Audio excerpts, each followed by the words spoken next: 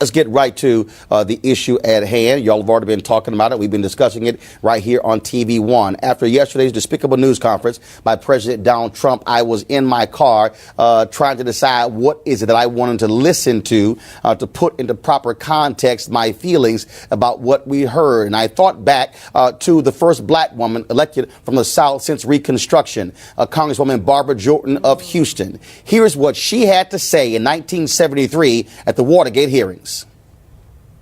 Earlier today, we heard the beginning of the preamble to the Constitution of the United States. We the people. It's a very eloquent beginning. But when that document was completed on the 17th of September in 1787, I was not included in that we the people. I felt somehow for many years that George Washington and Alexander Hamilton just left me out by mistake. But through the process of amendment, interpretation, and court decision, I have finally been included in we the people. Today, I am an inquisitor, and hyperbole would not be fictional and would not overstate the solemnness that I feel right now. My faith in the Constitution is whole, it is complete, and I am not going to sit here and be an idle spectator to the diminution, the subversion, the destruction of the Constitution.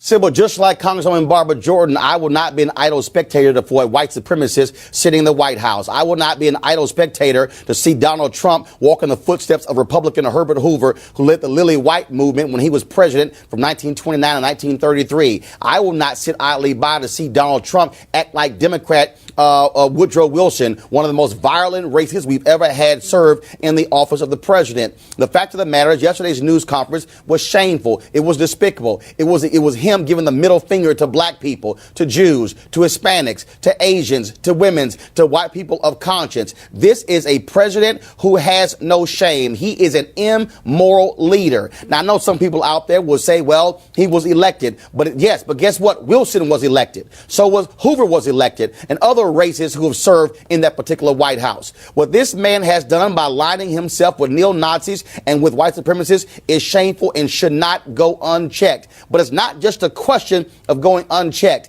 We must do more than simply tweet and comment on Facebook. This is a challenge. This is a declaration of war. I also talked about, again, what I was listening to, and I had to play this, Tom, by Reverend Charles Jenkins. Many of you might have heard this. When the enemy is swinging at you, you can't go down or fall down. You got to swing back. When the enemy's attacking you, you can't give up. You can't throw in the towel. But you got to get yourself together. And you got to come hard. Am I talking to any real people in the building? So when the enemy comes at you, you got to know that the weapons of our warfare are not carnal, but mighty to the pulling down of stronghold. You got some weapons, and you can't take it laying down, but you got to fight back. So when the enemy comes at you, you got to say, you know what, devil? I'm not going to break down. I'm not going to fall down. I'm not going to go down. I'm going to get my Holy Ghost swag, and I'm going to say, peace means war. Tom, for 398 years, black folks have been fighting this country to ensure that it lives up to its ideals. For 398 years, we've made it perfectly clear we're not going to sit idly by and allow ourselves to be embarrassed and run over in shame by white supremacists. This is the 190th anniversary of the first black newspaper, Freedom's Journal, which was founded in March 1827. In their lead editorial, they wrote, "We wish to plead our own cause. Too long have others spoken for us." This is a moment where we don't need anybody else to speak for us. We can speak with clarity. and with precision as to exactly what is required of us. And what this requires, it requires alphas and kappas and omegas and sigmas, iotas, AKAs, deltas, zetas, sigma gamma rho, the links. It requires the Prince Hall Masons. It requires me fi me. It requires people of conscience to stand up, whether you are bougie, whether you are grassroots, whether you are, no matter where you are, it requires black people and other people of conscience to say we are going to oppose any effort to go back to the days of Jim Crow, to go back to the days after Reconstruction when you had the Redeemer movement by Democrats, when the Lily White movement by white folks as well in this country on the Republican side. We have seen this before, and every time it has happened, we fought back. And what that means is it's time for folks to stand up and mobilize and organize. It means that when it comes to the ballot box, I don't care who you are. I don't want to hear anybody say my vote does not matter, because when you see a white supremacist at 1600 Pennsylvania Avenue, all you need, that's the only proof you need to show your vote does indeed matter. What that means is we need people in Virginia, in Tennessee, in Mississippi, in Alabama, in Texas, in Georgia, in Florida, in Illinois, in California, in Wisconsin, in Michigan, in Pennsylvania to say enough is enough. What it means for us to go to city council meetings, county commissioner meetings, state meetings, go to the governor's mansion and say we are going to rain holy hell down on any politician who stands with Donald Trump. If you think we are playing, you are wrong.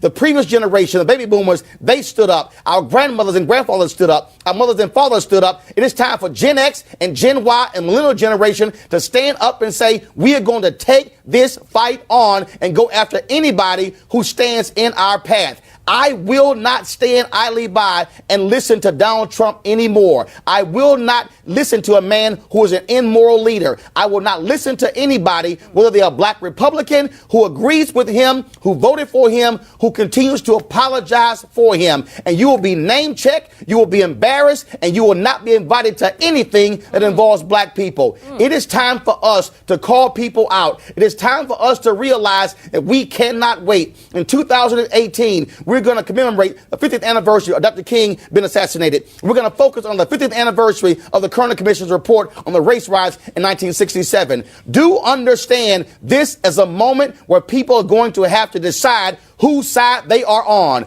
Are you on the side of righteousness? Or are you on the side of bigotry? Are you on the side of just people? Or are you on the side of white supremacists? There is not going to be any effort to say I can stand on either one. And I don't care who you are, if you're a Republican or a Democrat, you have been served notice. If you stand with this man, if you support white nationalist policies, we are going to take you out at the ballot box and put people of conscience in. Heather Heyer is going to be buried today. She is a 21st century version of Viola Liuzzo, a white woman from Michigan who died trying to help black folks to vote. This is not a black thing or Hispanic thing or Asian thing. It's a conscious thing. This is a battle for the soul of America.